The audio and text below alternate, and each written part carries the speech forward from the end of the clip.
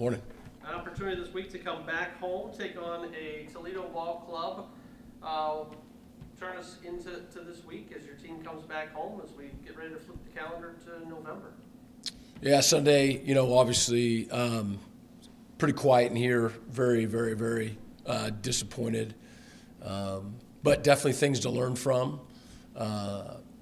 Good film to watch and expect for our guys to, with today getting a head start academically on the week and getting some rest to be ready to go tomorrow when we get started. And staff is hard at work right now preparing for another really good Toledo team. The quarterback's got as good as an arm as anybody in the league and has weapons. Every receiver spot we think is super talented, and then might be headlined by their tight end who can do it all. I mean, run, catch, and block. And then obviously they are committed to running the football and do that well, have a really talented offensive line. Defensively, mostly, an even front and guys that are strong and stout inside, have good length there, and then really athletic on the outsides and at the ends, and then a secondary that can always run. So it's going to be a typical Toledo team, and when I say that with the highest amount of respect. Coach, did they alert you that they were going under the hood at the 2-minute warning to look to see if there was possibly a fumble on that? When did you realize they were reviewing that play? Yeah, I don't know exactly when, but I know it wasn't right away.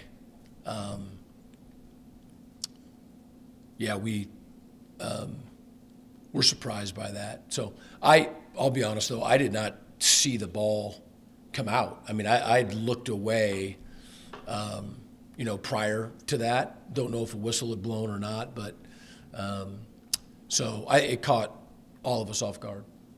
What was the message to the team at halftime? You guys are down 18-0. You guys make this 2 consecutive weeks. You've overcome an 18-point deficit.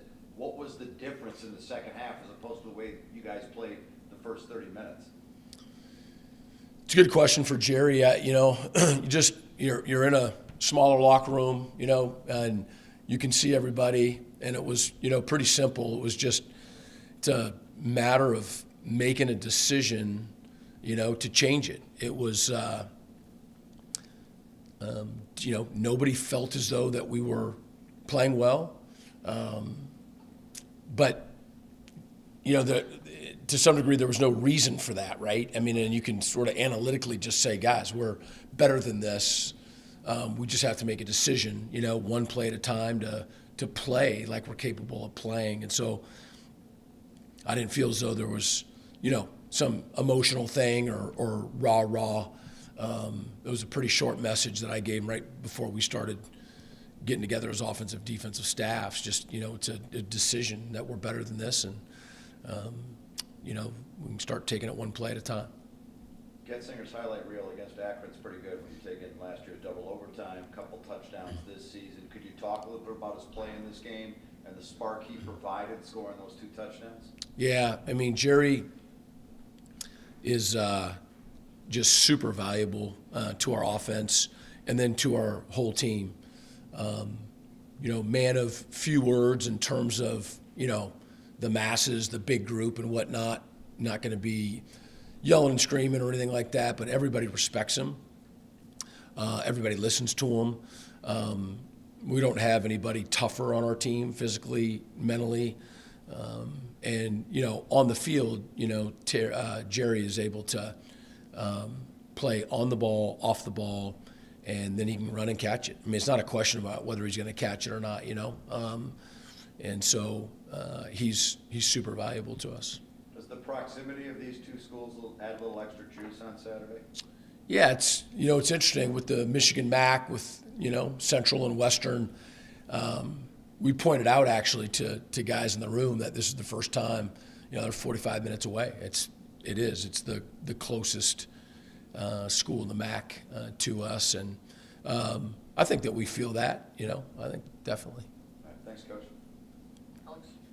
Coach, a few misses from Jesus Gomez in the game. Just wondering if he's kicking at full strength or if he's re-aggravated like an old injury that he suffered? Yeah. No, he's, physically in terms of injury and all that, he's healthy. Okay.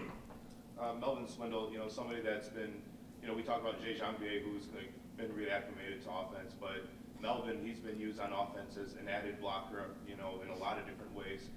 Curious to know, what your thoughts on how he's been able to find himself on the field on offense this year, and what you're really expecting to use from him whenever his number's called.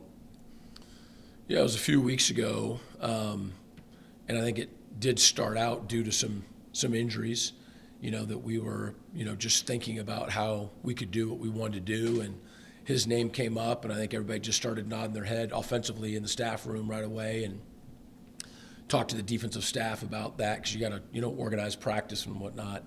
But Melvin's a really good football player, and cares deeply, and his eyes lit up, and the guys on defense are excited for him when he's out there on O, and the offensive guys are excited about having him as well. And so, he's played offensive line in high school back in Oklahoma, and he knows what he's doing. He's powerful, he's coachable, and so he's been a good addition. Looking at Toledo, obviously faced him a bunch, of course, over the past 11 years now. Same head coach. A lot of you're expecting. You said for them to use their weapons, for them to be a typical Toledo offense, and a lot of positivity there. Curious to know if you're expecting to see anything different, anything creative out of Jason Candle's team over there. Well, they'll be creative. Yeah, they'll have a plan for us, and how they want to attack us.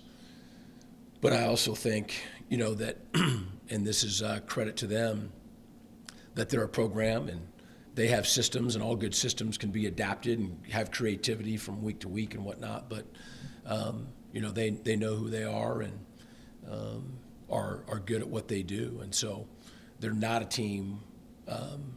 In my time, where week to week you're getting something, that they've never done before, in terms of their base, if that makes sense. Some teams it's like, wow, they just completely changed their whole front, or they're playing a coverage that they've, not shown before. That's not typically what you get from Toledo. And my last, I should have asked this last week. One roster exit, JT Killen. He started a few games this year already, not on the roster. Just wondering if you could provide a reason for his exit. He quit the team. Okay. Yeah. Coach, we touched on this a little bit, but we saw great energy and momentum from the team in the second half. Did you feel that shift in the atmosphere, and how important is that energy in a tough game like this? I think it was more resolve. It wasn't emotion. You start to get some momentum when positive things are happening, and you certainly feel that. That's not foreign to our guys. But again, like halftime, I didn't think that it was emotional. It was a little bit more matter of fact. What are we doing? Or we can do this a lot better than we've been doing it, and it's a matter of making a decision. So it was maybe less emotion and, more just a resolve of we need to do better right now. And Singleton had a personal milestone with a 100-yard game. Can you talk more about him and how important he is to the team? Yeah, he's great. We think he's super talented. He's football smart. He's quiet.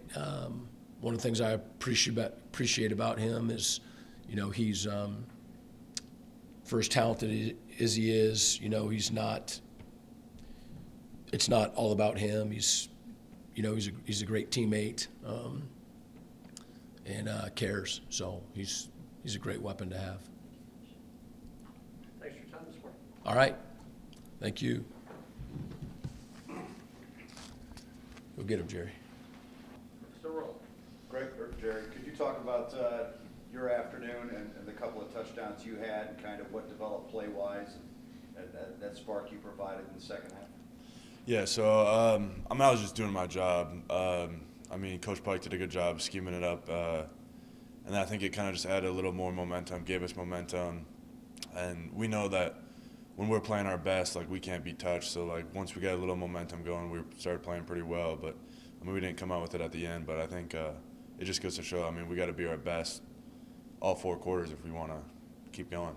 What wasn't clicking in that first half? Why couldn't the offense get started in that first third?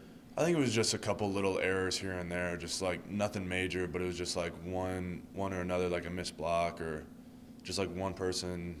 But, like, I mean, we know that we can be the best offense in the league and in the country, really. Like, we know that when we're at our best, like, we can't be touched. So it's just, like, executing. Is there a little extra juice for you when you play Toledo?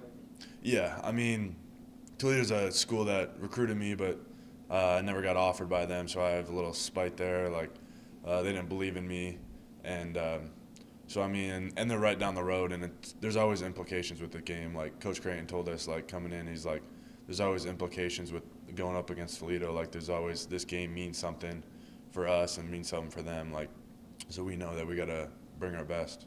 I know there's 4 games left. Do you feel like you guys have your backs to the wall a little bit here? 2 losses in conference is tough. Yeah, I think we just know that, I mean, we got to play our best ball here in November. We got to go 1-0 each week. We're not going to think about the future right now. We're going to think about Toledo and beating Toledo first. Thank you, Jerry. Jere, I'm sure I've asked you about, like, your leadership roles before, but now that you're, you know, the true senior standout for the tight end room, you know, there's a whole bunch of, like, moving pieces or have moved pieces with all the new coming transfers. At this point in the season, what is your leadership looking like to say, hey, you know, we had the comeback win, we had the comeback, then the loss. You know, what does it look like for you to rally your guys together and say, hey, let's finish this year out strong? I think it's just bringing energy every day, because that's the biggest thing. I mean, a lot of these, we got a bunch of new transfers on the team. A lot of people don't. Like, the MAC is a totally different conference than any other conference out there. So, I mean, it really just goes to show, I mean, you really just got to be your best every day, and then it's energy. Having energy on Tuesday, Wednesday, Thursday, Friday, and then bringing the energy on Saturday, because, I mean, the winner of the game is going to be the team who has the most energy at the end of the day. And you can't do it alone, you know, like your coach has said before that, you know, Cole Snyder is someone who stood out as being a leader, kind of has to with this position. But of course, Delbert Mims, he's someone that he's, you know, said in high regard as being a leader. When you look around, what are you looking at for guys that also have to bring the noise and bring the energy on game day? I mean, I'm really just looking for somebody who comes in every day and works hard. And I mean, you got to have energy. You can't just be having lazy body language and everything. I mean, you just got to be ready to go and know what's at stake every day. You and Cole Snyder seem to have a strong connection on the field. How does your chemistry with him developed over the season, and how important is it? Yeah, I mean, Cole's an awesome guy. I mean, he took me out to dinner last week with the O-line, so, I mean, that was super nice. But, I mean, when, like, in the summer, I mean, you can see how this guy works. I mean, from the spring and the summer, I mean, this guy's in here watching film all the time, getting after it, always doing his rehab, his little process. And, I mean, that's when you see someone working that hard, you want to work just as hard for them. And you've had big plays in high-pressure situations before this season. How do you mentally prepare yourself for that high pressure? So for me, I mean, I'm just out there. I get in this zone out there, and I don't really talk much when I'm on the field. Some of the O-linemen get mad at me when I do that, but I mean, I get in this zone, and it's just like I'm doing my job, and I'm trying to do that to the best of my ability. Thank you so much. You're a playmaker, Jerry. Would you rather go to dinner with the wide receivers instead of the linemen? I would like to. I mean, hopefully we get that going here soon. Thanks, Jerry. No problem.